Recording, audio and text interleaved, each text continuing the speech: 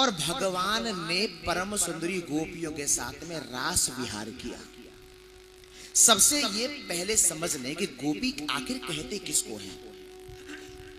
गो माने इंद्रियां और पी माने पीना, मतलब जो अपनी प्रत्येक इंद्रिय से कृष्ण रस का पान करे उसे गोपी कहते हैं। सुने तो भगवान की कथा, देखे तो भगवान का दर्शन, हाजी के नाचे, हाथों से भगवान की सेवा, पैर भगवान के धाम, हाजी के नाचे, इसे गोपी कहते हैं।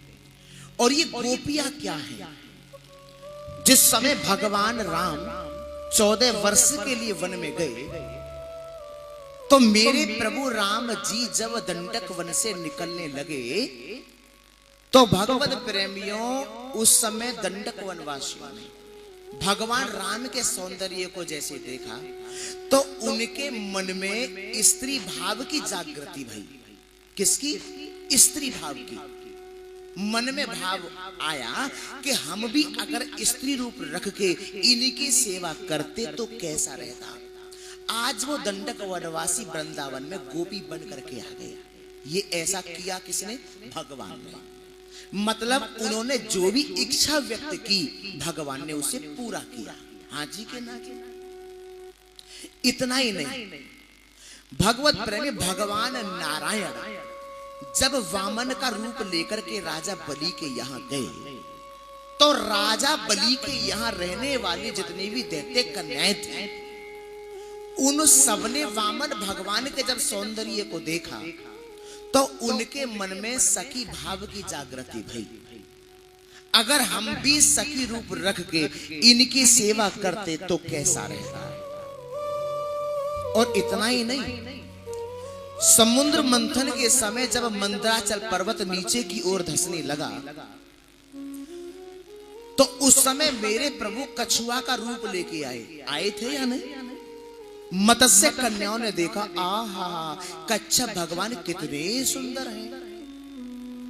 यदि हम गोपी रूप रख के इनकी सेवा करते तो कैसा रहता।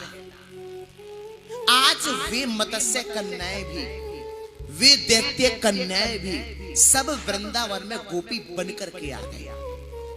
हमेशा याद रखना मेरी माताओं बहनों भाइयों आत्माओं कि यदि आपने जरा भी सच्चे मन से भगवान की साधना की है, भक्ति की है, तो जब भी आपको आवश्यकता पड़ेगी मेरा कन्हैया कोई ना कोई रूप लेकर के अवश्य उपस्थित होगा, उपस्थित होगा। विश्वास रखना, क्योंकि गमों के सागर में डूब मत जाना। अगर मंजिल ना मिले तो टूट मत जाना। गमों के सागर में डूब मत जाना। मंजिल ना भी मिले तो टूट मत जाना। अगर जीवन में कभी कोई कमी महसूस हो तो ये कन्हैया हर पल तुम्हारे साथ है, ये कभी भूल मत जाना।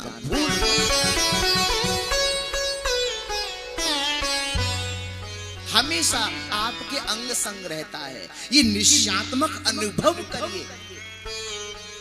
अब आप कहोगे दिखाई क्यों नहीं देता?